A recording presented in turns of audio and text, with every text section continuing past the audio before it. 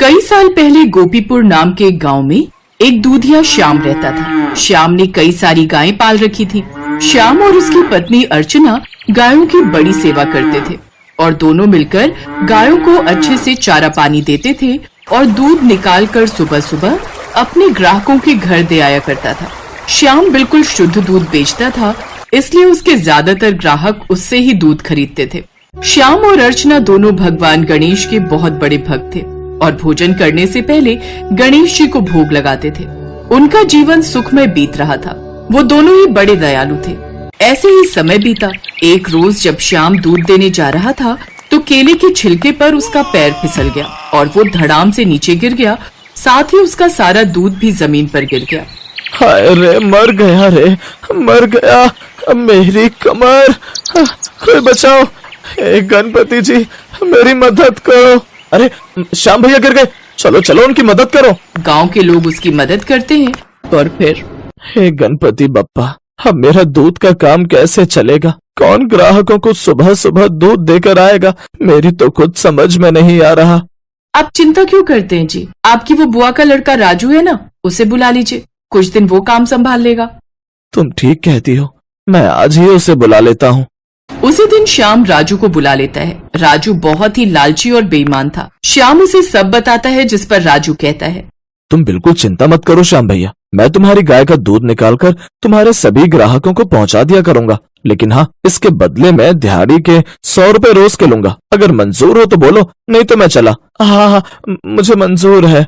अगले दिन से राजू सुबह उठकर सभी गायों से दूध निकालता और फिर सभी ग्राहकों को दे आता। लेकिन कुछ दिन बाद ही उसके मन में लालच आ जाता है। ये श्याम तो एक नंबर का मूर्ख है, मूर्ख, जो लोगों को इतना कोरा दूध बेचता है। अरे थोड़ा बहुत हेर फेर तो हर धंधे में चलता है। अब क्यों ना मैं दूध में पानी मिलाकर बेचूं, इससे मुझे काफी मुनाफा होगा। अब राजू ऐसे ही करने लगता है।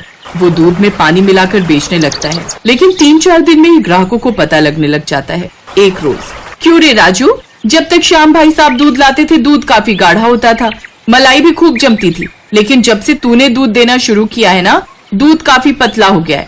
कहीं तू कोई घपला तो नहीं कर रहा है ना? दूध में पानी तो नहीं मिलाता ना? अरे नहीं नहीं, ऐसी कोई बात नहीं है। वो दरअसल आजकल गाय पानी ज्यादा पीती है ना, इसलिए शायद उसका दूध पतला हो गया है। नहीं तो मैं ऐसे काम बिल्कुल ना करूं।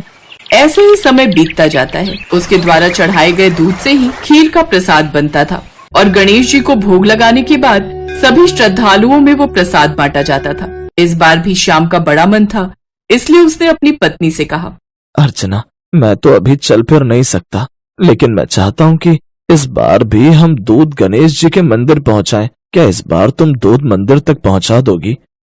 अकेले तो मेरे लिए मुश्किल होगा जी, लेकिन मैं राजू भैया से कह देती हूँ, वो ये काम कर देंगे। अगले दिन अर्चना राजू से मंदिर में दूध पहुँचाने की बात कहती है। हाँ भाभी, ये भी कोई कहने वाली बात है? अरे नेकी के इस काम के लिए मैं कैसे मना कर सकता हूँ।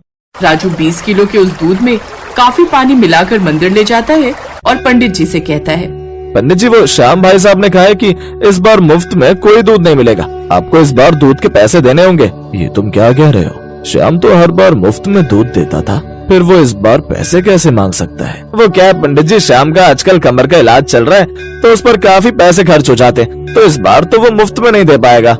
अब पंडित राजू को पैसे दे देता है। राजू खुशी खुशी वो पैसे लेकर लौट जाता है। फिर गणेश उत्सव का त्योहार बड़े ही श्रद्धा पूर्वक मनाया जाता है, जिसके बाद सबको खीर का भोग लगाया जाता है। फिर सभी गांव वालों को वो प्रसाद के रूप में दिया जाता है, लेकिन इस बार उन्हें खीर में पहले वाला स्वाद नहीं आता। पंडित भी इस बात से नाराज होकर गांव वालों और मुखिया के साथ उनके घर जाते हैं। उधर राजू उससे पहले ही वहाँ से चला जाता है। इस बार तुमने मंदिर के साथ बिल्कुल भी अच्छा नहीं किया श्याम। पैसे देकर मंदिर को दूध दिया, ऊपर से वो भी पानी मिलाया हुआ। अब तो इस गांव में रहने के लायक नहीं है, तुझे 3 दिन में गांव छोड़कर जाना होगा। अब यही हम सबका फैसला है। ये आप क्या कह रहे हैं मुखिया जी? मेरी तो कुछ समझ में नहीं आ रहा। सब समझ आ जाएगा जब तुझे जगह जगह ठोकरें खानी पड़ेंगी ना, तब। सभी गांव वाले वहाँ से चले जाते हैं। श्याम और अर्चना की समझ में कुछ नहीं आता। वो दोनों रोते हुए गणेश जी की मूर्ति के सामने हाथ जोड़कर बैठ जाते हैं और रोने लगते हैं। मुझ गरीब को इस मुसीबत से बचा लो बप्पा। आपको तो सच्चाई का पता है, मुझ पर जो आरोप लगाया गया है वो निराधार है। मैंने तो पूरी श्रद्धा से मंदिर के प्रसाद के लिए दूध पहुंचाया था और उसके बदले कोई पैसे नहीं मांगे थे, लेकिन फिर हमारे साथ ये सब क्या हो रहा है? हमारी मदद करो प्रभु। श्याम और अर्चना लगातार रोए जा रहे थे। उधर उसी रात राजू के घर में चोर आ जाते हैं और उसके घर से वो पैसे और सब कीमती सामान ले जाते हैं। 2 दिन बाद जब गांव वाले श्याम के घर आकर उसे निकालने आते हैं तो वो दोनों गणेश जी की मूर्ति के आगे हाथ जोड़कर प्रार्थना करने लगते हैं। तभी उस मूर्ति में से एक तेज रोशनी उत्पन्न होती है और उसमें से गणेश जी बाहर आते हैं। श्याम, अर्चना, मैं तुम्हारी सच्ची भक्ति से अत्यंत प्रसन्न हूँ। मैं जानता हूँ कि तुम निर्दोष हो। सारा दोष तो राजू का है। उसी ने तुम्हें धोखा दिया है। शुद्ध दूध में पानी की मिलावट करके उसी ने तुम्हें बदनाम किया है, लेकिन उसे उसके दुष्कर्मों की सजा मिल चुकी है। मेरे प्रिय भक्त, अब तुम्हें किसी प्रकार की चिंता करने की जरूरत नहीं है। और खबरदार, जो किसी ने भी मेरे भक्त को इस गांव से निकालने की कोशिश की, इन सब में इसका कोई दोष नहीं है। इसके बाद वो वहाँ से अंतर्ध्यान हो जाते हैं। अब सभी श्याम से माफी मांगते हैं और फिर से उससे दूध लेने लगते हैं। श्याम राजू से अपना रिश्ता खत्म कर देता है। साथ ही अब गांव वाले भी कभी उसे अपने गांव में नहीं घुसने देते। राजू को अब अपनी गलती का एहसास तो था, लेकिन सिवाय पछतावे के उसके पास कुछ भी नहीं था।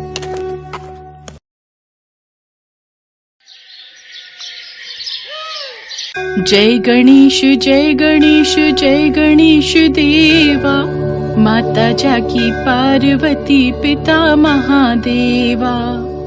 हे गणपति महाराज, आपकी सदा ही जय हो। जय श्री गणेश। प्रभु, आज मेरे काम का पहला दिन है। आप मेरे साथ ही रहना भगवान, ताकि मुझे किसी भी मुसीबत का सामना न करना पड़े। माँ जी, ये प्रसाद सुनो, तुम भी ले लो। सुमन, अपना ख्याल रखना। मैं किशोरी लाल को जानता हूँ, वो थोड़ा खड़ूस स्वभाव का है। अरे आप चिंता मत करो, मैं अपना ख्याल रखूंगी और फिर भगवान गणेश का आशीर्वाद हमेशा मेरे साथ है। वो मुझ पर कोई विपदा नहीं आने देंगे। आप आराम करो, मैं शाम को आते हुए 5 दिन की दवाई और लेती आऊंगी। बहू, रोटी सब्जी की चिंता मत करना, मैं बनाकर रख लूंगी। तू बस अपने काम पर ध्यान दे। बच्चे स्कूल से आएंगे तो मैं उन्हें खिला पिला दूंगी। सुमन का पति मनोज रिक्शा चलाता था, पर कुछ टाइम पहले ही उसके दोनों घुटनों में दर्द रहने लगा और दर्द इतना भयानक कि वो रिक्शा चला ही नहीं पाता। डॉक्टर ने मनोज को कुछ महीने घर पर आराम करने की सलाह दी। इसी बीच घर में पैसों की तंगी शुरू हो गई, इसलिए सुमन ने घर से बाहर निकलकर काम करने का विचार किया। सुमन को किशोरीलाल किराना स्टोर पर नौकरी मिल गई। देखो सुमन, मुझे मेहनती लोग बहुत पसंद हैं, इसीलिए तुम पूरी मेहनत के साथ यहाँ काम करोगी। ग्राहक को देरी नहीं होनी चाहिए। समय पर सामान पैक कर देना, ये तुम्हारे साथ साथ सभी का काम है। ठीक है सेठ जी, मैं पूरी मेहनत से काम करूंगी। सुमन अपने काम पर लग जाती है। सुमन, 1 किलो चीनी, 1 किलो राजमा, 1 किलो चावल, 1 नमक की थैली, 1 पैकेट बेसन, 1 तेल की शीशी, 1 सर्फ का पैकेट और बाकी देख लो और क्या क्या है।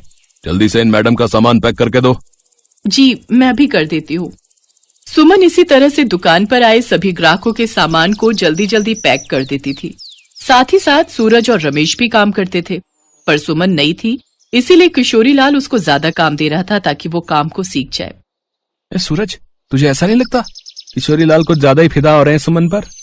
अरे नहीं यार, ऐसी कोई बात नहीं है। सुमन दीदी नहीं है ना, तो सेठ जी चाहते हैं कि वो काम को सीख जाए, और तू तो जानता ही है सेठ जी का स्वभाव कैसा है। इसी तरह से दिन बीतने लगे। सुमन अब किशोरीलाल के किराना स्टोर पर बहुत अच्छे से काम करना सीख गई थी। एक दिन सुमन को दुकान पर देर हो जाती है, क्योंकि अगले दिन रक्षाबंधन का त्योहार था। सुमन, आज थोड़ा दुकान से देर से जाना, कल रक्षाबंधन का त्योहार है। ग्राहक रात में भी आएंगे। मैं 1 घंटे में घर से होकर आ रहा हूँ। दुकान का ख्याल रखना। रमेश और सूरज गोदाम पर हैं। कुछ देर बाद सूरज दुकान पर वापस आ जाता है। सूरज और सुमन दोनों काम करने लगते हैं। सूरज ग्राहकों को सामान तोलकर दे रहा था। इसी बीच दुकान पर बादाम और किशमिश खत्म हो जाते हैं। सुमन दीदी, एक काम करो, रमेश अभी गोदाम पर ही है। यहाँ बादाम और किशमिश के पैकेट खत्म हो गए हैं, आप ले आओगे? मैं तब तक ये सामान पैक कर रहा हूँ। ठीक है सूरज भैया, मैं लेकर आती हूँ। गोदाम पिछली गली में ही था। सुमन गोदाम में पहुँचती है तो वो देखती है कि रमेश एक रिक्शा पर सूखे गोले की कुछ बोरियां रखवा रहा है। रमेश भैया, ये गोले कहाँ ले जा रहे हो? दुकान पर तो अभी काफी गोले रखे हैं। अब ये बोरियां किसी ग्राहक ने मंगवाई हैं, वही भिजवा रहा हूँ। ये लो, गोदाम का ताला चाबी तुम लगा कर आ जाना है। रमेश रिक्शा पर गोले की बोरियां रखवा देता है।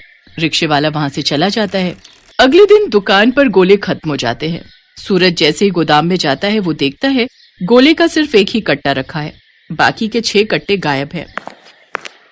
सेठ जी, मैंने भी कल रात को 6 बोरे देखे थे। सुमन को मैंने बोला था कि अच्छे से ताला लगा कर आए गोदाम का। सुमन, गोले के बोरे कहाँ हैं? मुझे नहीं पता सेठ जी, मैंने कल रमेश भैया को बोरे एक रिक्शे पर रखते हुए देखा था। मैंने उनको पूछा भी था कि ये बोरे कहाँ जा रहे हैं, तो बोले कि ग्राहक को देने हैं। सेठ जी, अगर मैं बोरे रिक्शा पर रखवाता तो गोदाम का ताला इसे लगाने के लिए क्यों कहता? सेठ जी, इसने ही चोरी से गोले कहीं बेच दिए हैं। तू ऐसे नहीं बोलेगी, मैं अभी पुलिस को बुलाता हूँ। दुकान पर पुलिस आती है और सुमन को पकड़कर ले जाती है। सुमन जेल में रोने लगती है। सुमन का पति और सास भी बहुत परेशान थे। उधर सुमन जेल में बहुत रो रही थी और भगवान गणेश को याद कर रही थी। गणेश जी, आप तो हमेशा मेरे साथ रहते हो, मैं तो हमेशा आपका नाम लेकर ही कार्य करती हूँ। आप तो जानते हो मैं चोर नहीं हूँ, मैंने चोरी नहीं की, मेरी मदद करो भगवान, मेरी मदद करो। सुमन की पुकार भगवान गणेश तक पहुंचती है। तभी पुलिस स्टेशन में एक पीले धोती कुर्ते में बहुत ही आकर्षक युवक उसी रिक्शे वाले को लेकर आता है जिसने रमेश के गोले के बोरे चोरी की जगह तक पहुंचाए थे। इंस्पेक्टर साहब, सुमन निर्दोष है। असली गुनाहगार किशोरी लाल की दुकान पर नौकरी करने वाला रमेश है। ये रिक्शा वाला आपको सब सच बताएगा। साहब, मुझसे गलती हो गई। पैसों के लालच में आकर मैंने रमेश का साथ दिया। ये महाशय मंदिर के बाहर बैठे थे, जिन्होंने मुझे रमेश के साथ एक आदमी को बोरी बेचते हुए देख और सुन लिया। मेरे घर में मेरे पत्नी और बच्चे हैं। अगर उन्हें पता चलेगा कि मैंने एक चोर का साथ दिया है तो उन पर क्या बीतेगी। रमेश अक्सर ही किशोरी लाल के गोदाम से माल चुराकर मेरे रिक्शा पर ही बेचता है। अब तक तो मैंने उसका साथ दिया, पर मैं अब नहीं दूंगा। मुझे इस पाप का भागीदार नहीं बनना। रे, सुमन को छोड़ दो और असली गुनाहगार रमेश को जेल में डाला जाएगा। वैसे आपका नाम क्या है? मेरा नाम गणेश है। मेरा तो कार्य ही यही है, जो दुख तकलीफ में हो उसकी सहायता करना। अच्छा, अब मैं चलता हूँ। सुमन को तो अंदाजा भी नहीं था कि साक्षात भगवान गणेश उसकी सहायता के लिए जेल में आए हैं। वो युवक कोई और नहीं, स्वयं भगवान गणेश ही थे, जिन्होंने सुमन की सहायता की। असली गुनहगार रमेश को सजा हो जाती है। सुमन को जब ये बात पता चलती है तो वो भगवान गणेश के मंदिर जाती है और रक्षाबंधन के त्योहार के दिन गणेश जी को राखी बांधती है, क्योंकि आज उन्होंने एक भाई की तरह सुमन की रक्षा की थी।